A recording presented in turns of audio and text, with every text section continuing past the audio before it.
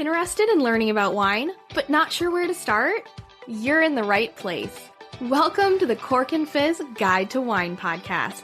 I'm your host, Haley Bowman, and I'm so glad you're here. I'm a wine enthusiast turned wine educator and founder of the Seattle-based wine tasting business, Cork and Fizz. It is my goal to build your confidence in wine by making it approachable and lots of fun. You can expect to learn everything from how to describe your favorite wine to what to pair with dinner tonight, and so much more. Whether you're a casual wine sipper or a total cork dork like myself, this podcast is for you. So grab yourself a glass and let's dive in.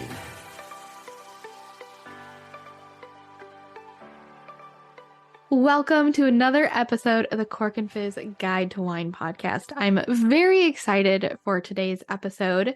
Before we get into it, I want to give you a quick reminder. If you are not on my mailing list yet, I would love for you to join.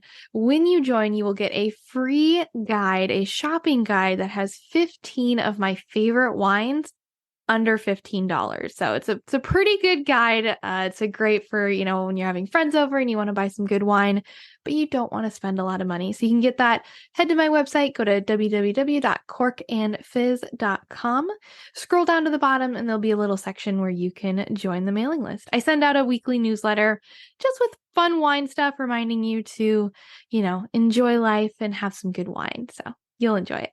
All right. Today we are talking French wine. Now, I could go on and on about French wine. This episode could be hours long. So this is meant to just be a general overview. I basically want to introduce you to the world of French wine and make it a little less intimidating and make it easier for you to shop French wine. I was recently talking to someone the other day, and they mentioned that when they go shopping for wine, they steer clear of most of Europe's wines. And that's crazy to me because when I'm shopping for wine, that's almost like the direction I walk in. I think French wine is really incredible. They're basically the benchmark wines, of today. And they have some at amazing prices. This is where I would go to have budget-friendly wine. I would go to French wine. Yes, there are some that exist that are very pricey, but there are great bottles on the cheaper end as well. So without further ado, let's get into the basics of France. So France might not be the very first region to make wine, but they've certainly had the most influence on winemaking around the world. As I mentioned before, many French wines are considered benchmark wines and basically what winemakers will compare their wines to. If you've ever heard someone say, oh, this is a Burgundian style Pinot Noir, or this is a Bordeaux style blend. The Burgundy and Bordeaux are both regions in France and essentially the benchmark for those styles of wine. France is second only to Italy in wine production. They produce an estimated 8 billion bottles of wine every year. Yes, that's billion. It is the third most planted country for vines in the world with an impressive 792,000 hectares. If you're curious, a hectare, think about it as about 2.5 acres of land. They export 30% of the wines they produce. But they are also the third highest consumers of wine per capita. So they send a lot of wines out, which is why it makes sense that you see French wine all around the world. But they also consume a lot of wine. So they're only behind Portugal and Italy in terms of highest consumption per capita. There are technically over 200 unique grape varieties in France. But more importantly than the grapes are the wine regions. And so there are 11 major wine regions that span a variety of climates and territories in France. The full list of those 11 major wine regions, in order of physical size, include the Languedoc-Roussillon. That's just one name. I know it sounds like two things. Languedoc-Roussillon, Rhone Valley, Bordeaux, Provence, Loire Valley, Burgundy, or in French it's Bourgogne, Champagne, Alsace, Beaujolais, Jura, and Corsica. We will be discussing 5 of those regions during this podcast. Like I said, I don't think I could handle going through all of that in one podcast. So we're going to be going through 5 of the most well-known and most popular regions. That'll be Bordeaux, Burgundy, Champagne, Loire Valley, and the Rhone Valley. Now, if you enjoy this and you want me to do a part 2 to cover those additional regions, let me know. Reach out to me on Instagram at Cork and Fizz or send me an email, Haley@corkandfizz.com. I would absolutely love to do a part 2 here and cover those additional regions. Okay, one of the most important things to keep in mind when buying French wine, and what will help you to becoming more confident with French wine, is to know that most French wines are labeled by region or appellation. And this region is what tells you what to expect in the wine. Unlike in the US or many other New World regions like Australia, South Africa, South America, Canada, where you can grow basically anything, right? In these regions in the US, you could grow anything you wanted, anywhere, and still put the name of the region that you grew the grapes on the bottle, no matter what. There really aren't a lot of rules, and maybe someone listening has found one rule, but there really aren't. Like in Walla Walla, Washington, you will see a lot of Syrah, but that doesn't mean that you can't make a Tempranillo in Walla Walla and put the region Walla Walla on the label, right? That is not the case in France. In France, each appellation has a set of rules that dictate what grapes are inside the bottle. So if it says Burgundy on the bottle, there are only certain grapes that you can make that wine out of. So when you look at a label, one of the first things you should pay attention to is the name of the region where the wine is from. The other thing that you could look at is the producer, like who makes the wine. But I'll be honest, a lot of times when I'm shopping for French wine, I look for the region first because it tells me what to expect in the bottle. And then I'll look at the producer so I can learn a little bit more. I'll be spending the majority of today's podcast going over what the major wine grape varieties are that are produced in each wine region of France, so you can slowly start to learn what to expect and to connect a certain region that you see on a label to a certain style of wine. The last thing I want to talk about before going into the different French wine regions are French wine classifications. So French wines and wine labels are controlled by a wine classification system called Appellation d'origine protégée. I tried it. I don't speak French. But short, it's AOP. The AOP is essentially a hierarchical system of rules and regulations, and they determine where the wines are produced, what they are made of, and their level of quality. So there are 3 primary classification tiers in the system. So the top is just AOP, what the whole system is called. And so this, if a wine is AOP, this means that the wine came from a specific regulated region, which could be a large area, like Bordeaux, for example, or a specific area within that. So this could be like the Haut-Medoc within Bordeaux.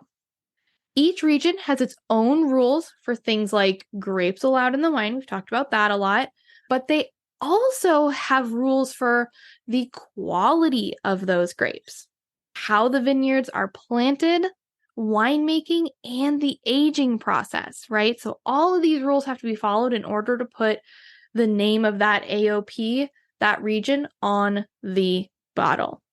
So all the regions that we'll be discussing are AOPs or AOCs. Both kind of are used interchangeably. All right. After that is the IGP. This is the Indication Géographique Protégée, or sometimes it's called VDP, which is the Vin de Pays. An IGP is often a larger area, and they have slightly less regulations than the AOP. You'll notice that IGP wines are often labeled with the grape varieties, actually. So this is going to be different than our AOP or AOCs, where it's only the region is the only thing you find on the label. The term Vin de Pays, which I mentioned, is used interchangeably here with IGP, is actually the pre-EU version of IGP. So you'll find wines sometimes labeled with Vin de Pays, and they'll also say like the region that it's from. So like Vin de Pays du Val de Loire. So basically saying like, oh, this is a Vin de Pays from the Loire Valley. This IGP or Vin de Pays is also the same thing as PGI, which stands for Protected Geographical Indication. That's just the English term for it. Okay, lastly, so we had AOP/AOC, basically meaning the same thing at the top. That's our top level. They have the most rules. Then you have the IGP or Vin de Pays. At the very bottom, you have Vin de France. And this is literally just wine of France. The most basic regional quality labeling. Wines with Vin de France can originate from literally anywhere and be a blend of multiple regions. Oftentimes, wines that don't follow the rules of a specific region, so let's say that they grow a grape and made a wine from that grape in a region where that grape is not allowed, they will have to call their wine Vin de France. So this doesn't mean that these are always like low quality wines. They're just the wines that don't necessarily follow the rules. And like I said earlier, it can also be a blend of grapes from multiple areas. All right, so now we have the classifications out of the way. Let's focus on our 5 most common, most popular regions of France. And like I said, my goal after this is for you to kind of just have a general understanding of what grapes are grown in that region and kind of what styles of wine you can expect. So when you go shopping, it'll be a little easier. You'll recognize these regions on the bottle and kind of know what you're shopping for. So starting off, we have Bordeaux. Bordeaux is located in the southwest of France, just off the Atlantic Ocean along the Gironde River. While Bordeaux is most known for making red wines and specifically red blends, they also make really bright, refreshing white wines and delectable sweet wines. The red blends are usually Cabernet Sauvignon dominant or Merlot dominant. Remember, when I say grape dominant, like Merlot dominant, it means it's a blend of different grapes where Merlot is the top percentage out of all the grapes. You'll also find small amounts of Cabernet Franc, Malbec, and Petit Verdot in these Bordeaux blends. There are other grapes allowed these days. They've actually recently added additional grapes, which is very unheard of. But we'll save that conversation for another day when we do a little more of a deep dive into Bordeaux. Talking about the white wines are usually blends of Sauvignon Blanc, Semillon, and Muscadet. Muscadet.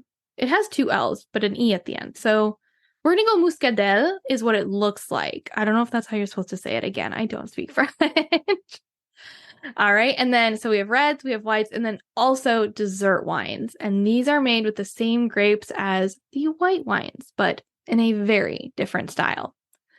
In terms of different regions, when you think of Bordeaux, the easiest way to think of it is that it's split into 2 regions on either side of this river that flows through Bordeaux. So you have the left bank on the left of the river when you're looking at a map.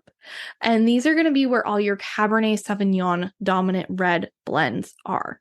You'll also find white blends here. So again, remember that Sauvignon Blanc, Semillon, Muscadel. These will all be labeled Bordeaux Blanc, right? And then your reds, I think those are typically just labeled Bordeaux, but you could maybe see Bordeaux Rouge written somewhere.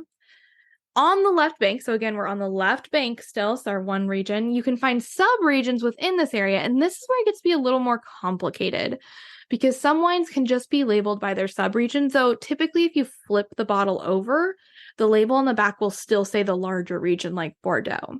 So some of the sub-regions here, Haut-Medoc, Medoc, which is Medoc. I'm not pronouncing the C because I don't think you're supposed to, and Grape. So these will all be most likely those red blends or the Bordeaux Blanc. Now you have the left bank. Take a guess as to what the other major region is. Yeah, it's the right bank, right? We're on the right side of the river. This is where you're going to find those Merlot dominant red blends. And I should say here as well, while I'm talking about there being a lot of blends in Bordeaux, it is possible to find wines that are 100% a single grape varietal. It's not as common, but it is possible.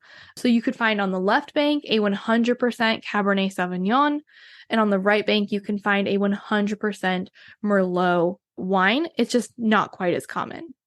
Now, on the right bank, you're not going to find, from what I can tell, there isn't as much white wine coming from this area, if any.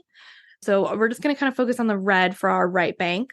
And some of the sub-regions within the right bank would be Saint-Emilion and Pomerol. And again, these are regions within that region. You might find those on the label. Now, two other regions within Bordeaux to talk about. We have the Entre deux Mers, which in French literally means just between two seas. So it's kind of meant to be like between the two rivers and also between the two left and right bank regions. This is where you're going to find some really delicious white blends. I actually have a Bordeaux Blanc on that 15 wines under $15 guide that is from this Entre deux Mers area. Really, really lovely white wines, just fresh, goes really well with salads and vegetables and just, yeah, a really lovely wine. The final region is Sauternes, or as I found it written, Sauternes. Again, I don't speak French. Sauternes are our sweet wines, and these are wines that are made from those white grape varieties, Sauvignon Blanc, Semillon, and Muscadel. But something happens with these grapes, and it's such a unique thing. I should do a whole podcast on it, but it's this idea. It's called botrytis, or the like kind of slang term for it is noble rot. And it is actually a mold that forms on the grapes. And what happens is when it's really humid, so this area is right along the river, and it's just like it has a certain climate where like not along the river doesn't always mean you're going to get mold, but it's also just very like humid, and that like moisture in the air sticks around. And so this mold forms, and it's specifically botrytis. There are other molds that are not good, but botrytis can be good if we're aiming for it. And so what happens is this mold forms, and then it causes these little pin-sized holes in the grapes to form. And when that happens, it'll encourage all the water to evaporate from the grape. And so it essentially raisins the grape. And so you're left with these little raisins hanging on the vine. And so they will let that happen in this region in Sauternes in Bordeaux.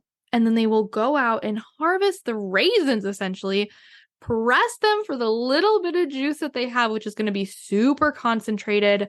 Lots of sugar going to be in there, but it's still going to have some really nice acidity. They're going to press that, and then they're going to make that into a sweet wine. And because there is so much sugar, when the fermentation process happens, which again, remember, is yeast plus sugar equals alcohol and carbon dioxide.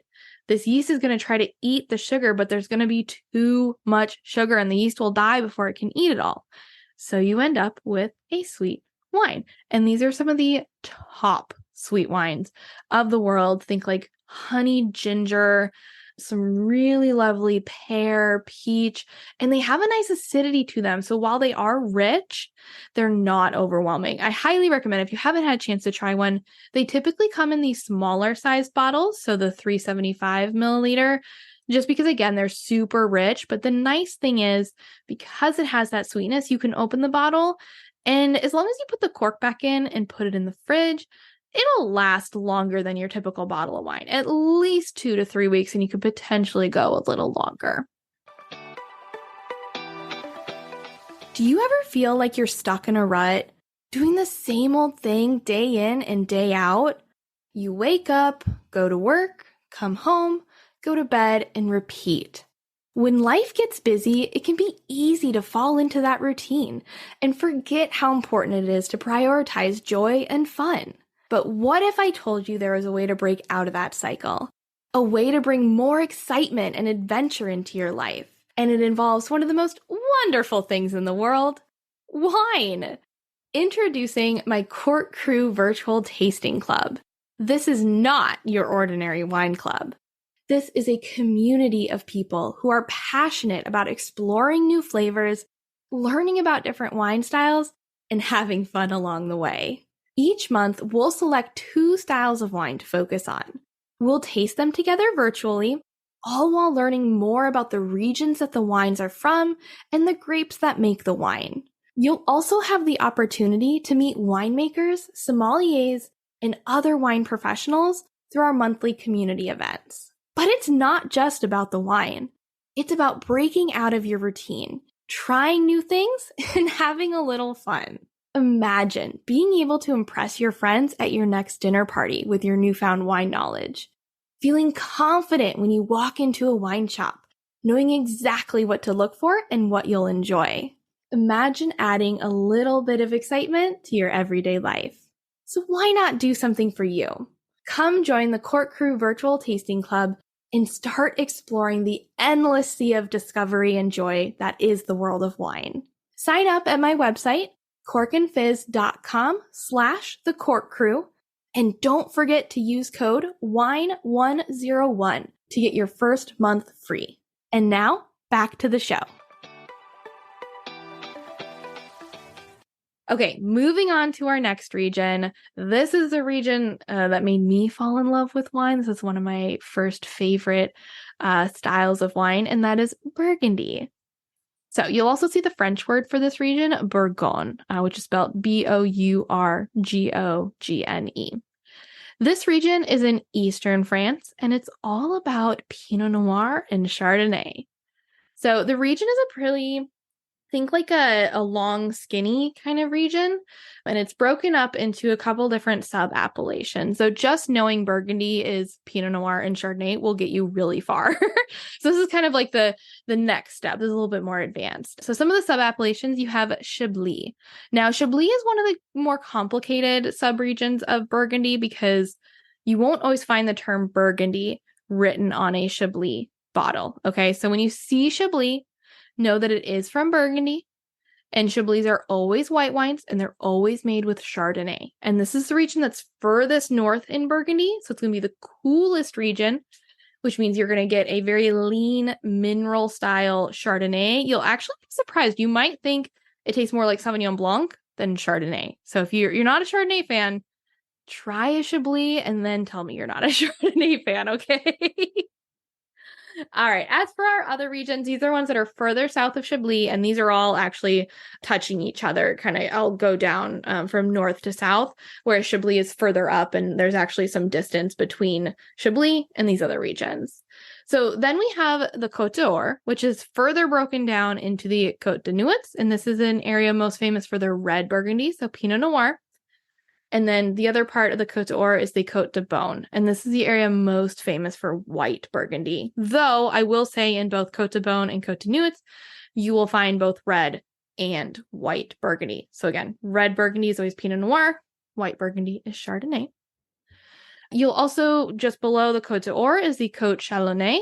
This region has Chardonnay, Pinot Noir, but also a white grape called Aligoté. And so if a bottle of white wine comes from Burgundy and is made with Aligoté and not Chardonnay, it has to say Aligoté, the name of the grape, on the bottle. Lastly, the furthest south region is the Mâconnais. This is a great region for budget-friendly white Burgundy.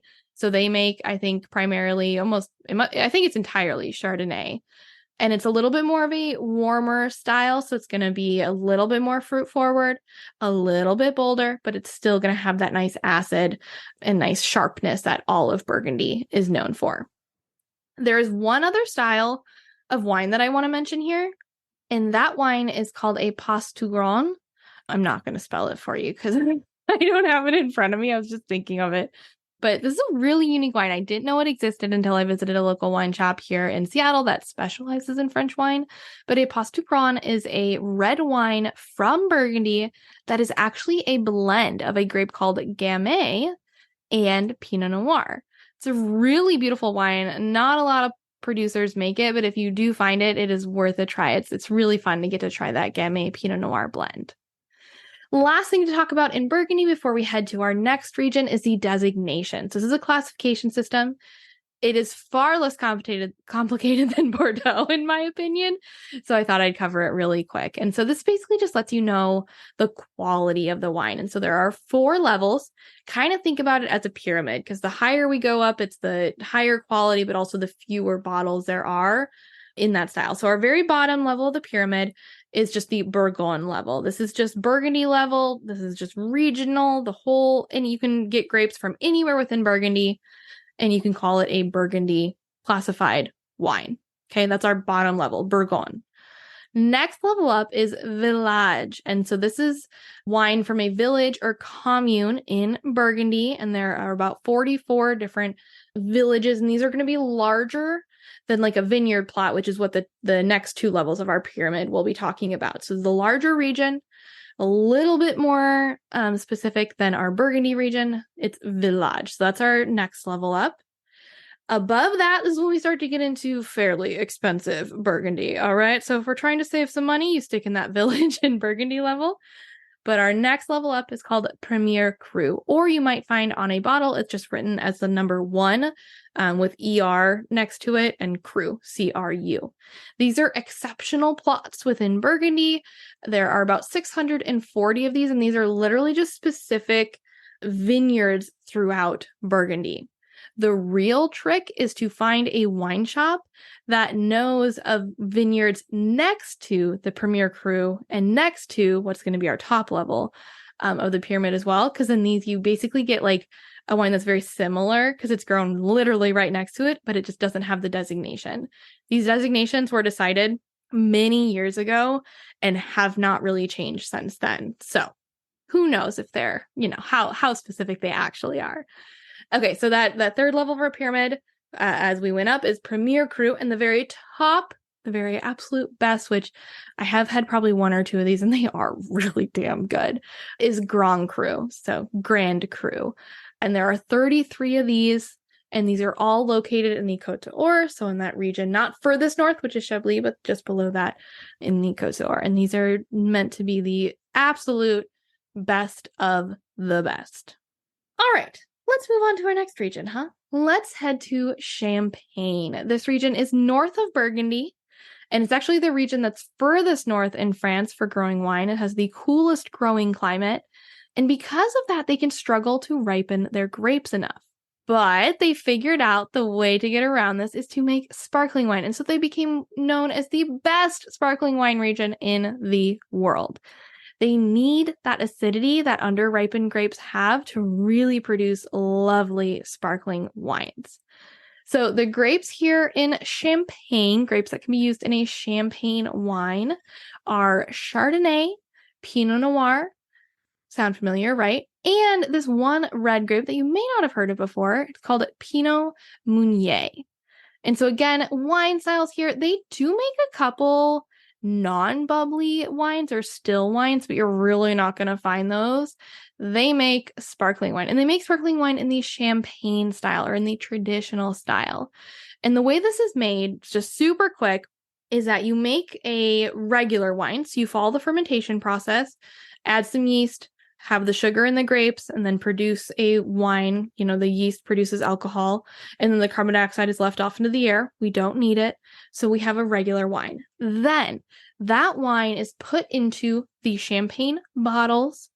They add more yeast and they add more sugar, and then they put a cap on the bottle. And they basically let fermentation happen again, but this time inside the bottle with a cap on it. And since the cap is on it, when we're making our wine, the fermentation process, again, you have yeast eats sugar, produces alcohol and carbon dioxide. That carbon dioxide is trapped inside the bottle and thus gives us our sparkling wine. In terms of different styles that you'll see here in Champagne, you may notice a wine. A lot of people make note of the vintage champagnes. That basically just means that all of the grapes that were used to make that wine were harvested in the same year, versus a non-vintage wine, which is what most champagnes are. They will maybe say NV on them, or they simply won't say a year on them anywhere. And that just means that the grapes were harvested for multiple different years. And they can do this because remember, they make that first wine, and then they can actually blend the first wines from many different years when they go to make the sparkling version. You might also see the term Blanc de Blancs or Blanc de Noirs. The Blanc de Blanc means it is a white wine made from white grapes. So that is all Chardonnay, versus a Blanc de Noir will be made from all Pinot Noir and Pinot Meunier. So it's only using the red grapes. Otherwise, a wine labeled just Champagne can use any of Chardonnay, Pinot Noir, and Pinot Meunier. Simple, right? Champagne's not too bad. Okay, now we're heading into our far more complicated region, which is the Loire Valley. Again, this region in and of itself could make its own podcast, and it will someday. So we're just going to cover the overview of it so that when you see certain regions, you can have an idea of what wine is inside.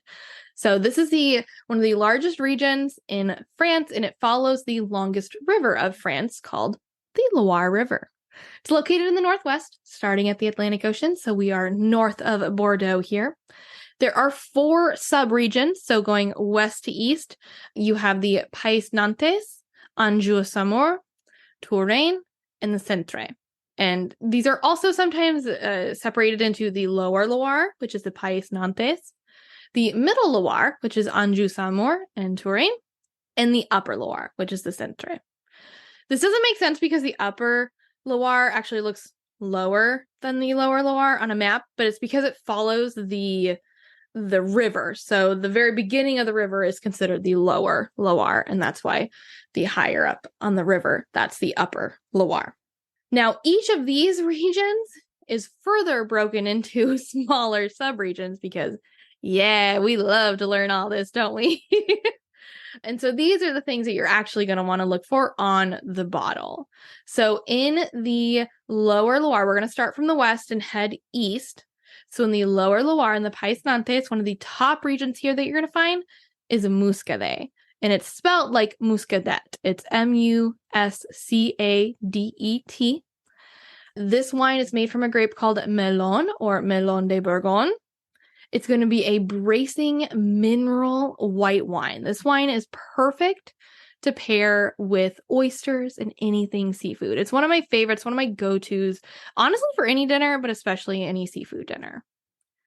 All right. Again, we're just doing an overview. I'd love to tell you more, but we gotta keep a move on. All right. Our next region, as we're heading to the Anjou-Saumur region, we can basically break this up into 2 regions, and you'll never guess what they're called.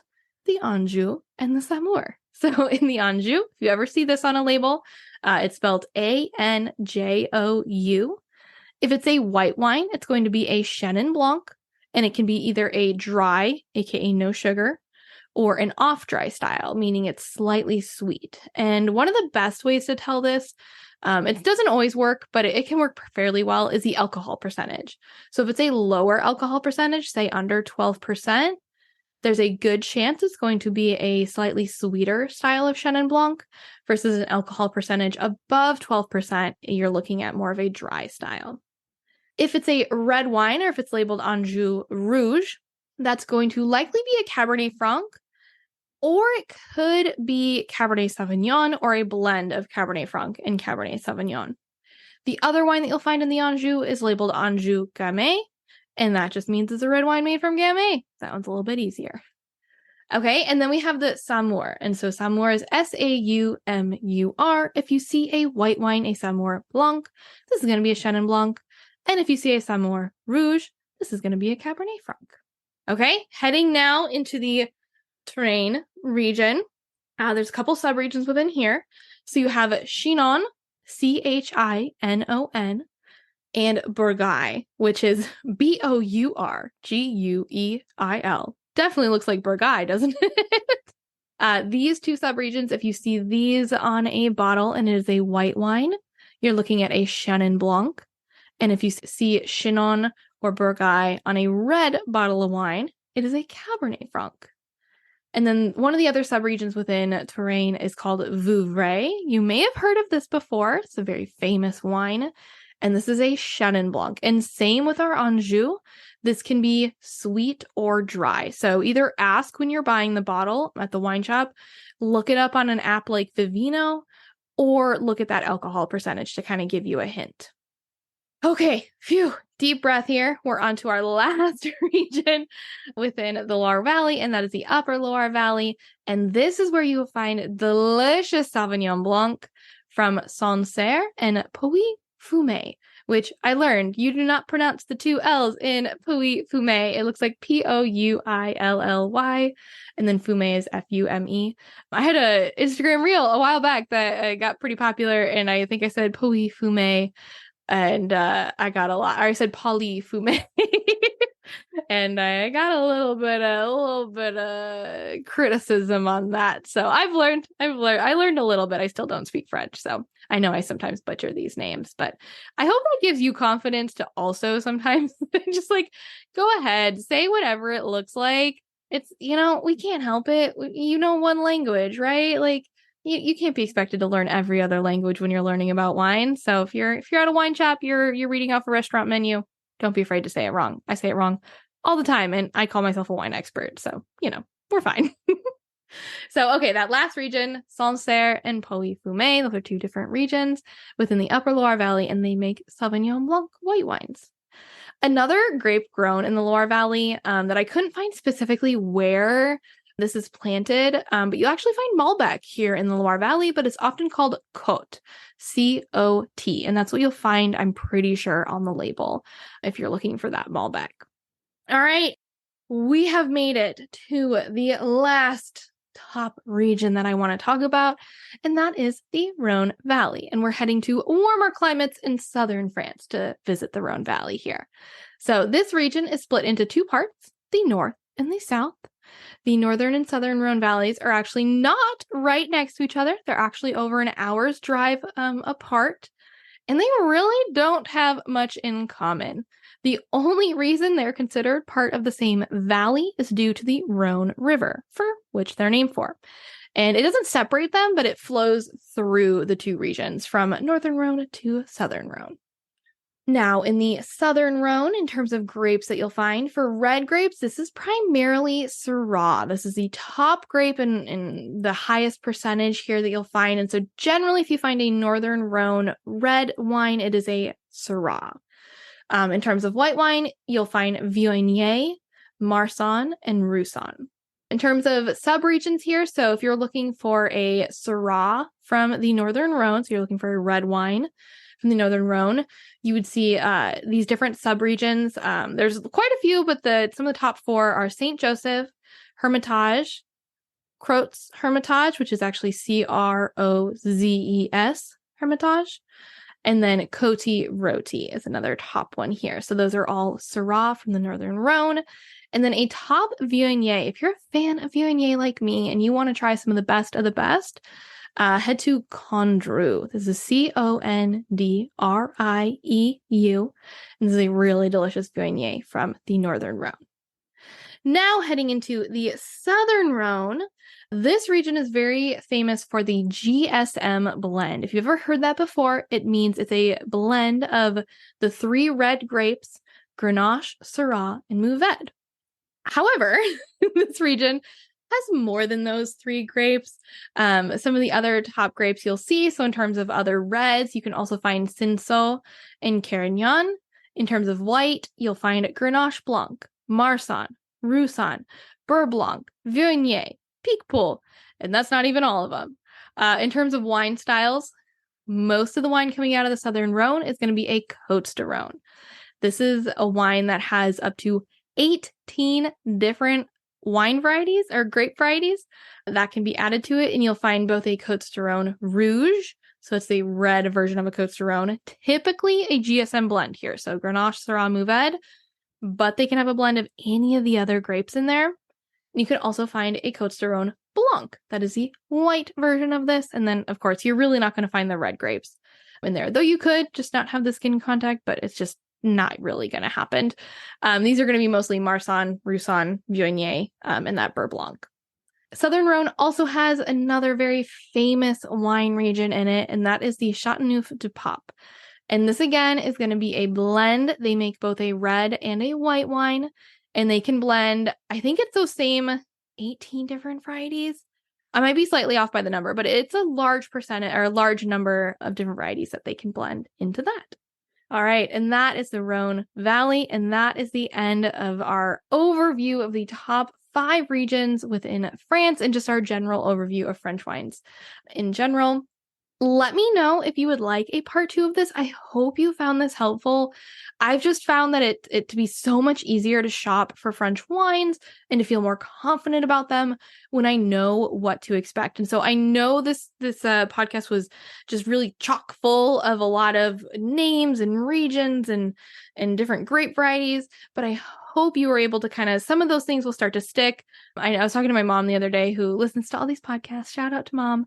But she mentioned that sometimes some of it can go over our heads and feel a little overwhelming when we're talking about wine because there's just so much to know.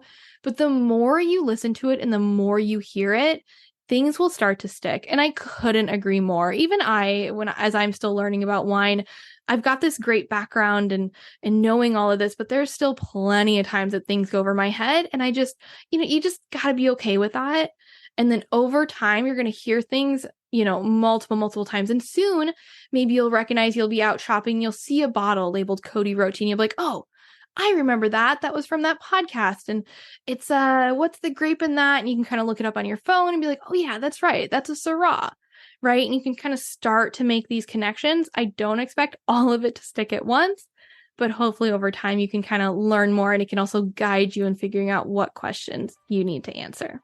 So like I said, really hope you enjoyed this. Would love to do a part 2. Would also be happy to do this for other regions throughout Europe, as I know France is not the only place that labels their wines by region. All right, I hope you enjoyed this episode of the Cork and Fizz Guide to Wine podcast. If you loved it as much as I did, I would love it if you could take a quick second to rate it and leave a review. Don't forget to subscribe so you never miss an episode. I release new episodes every Wednesday. In next week's episode, I have a very special interview. I will be interviewing NFL star Sydney Rice. That's right, you heard me, NFL star. And entrepreneur Tim Lenahan, talking about their Washington-based winery, Dossier Wines. You are not going to want to miss that. Thanks again for listening. And as a thank you, I'd like to share my free shopping guide, 15 Wines Under $15. To get that, go ahead and head to my website, corkandfizz.com. Scroll down to the bottom and join my mailing list. Cheers!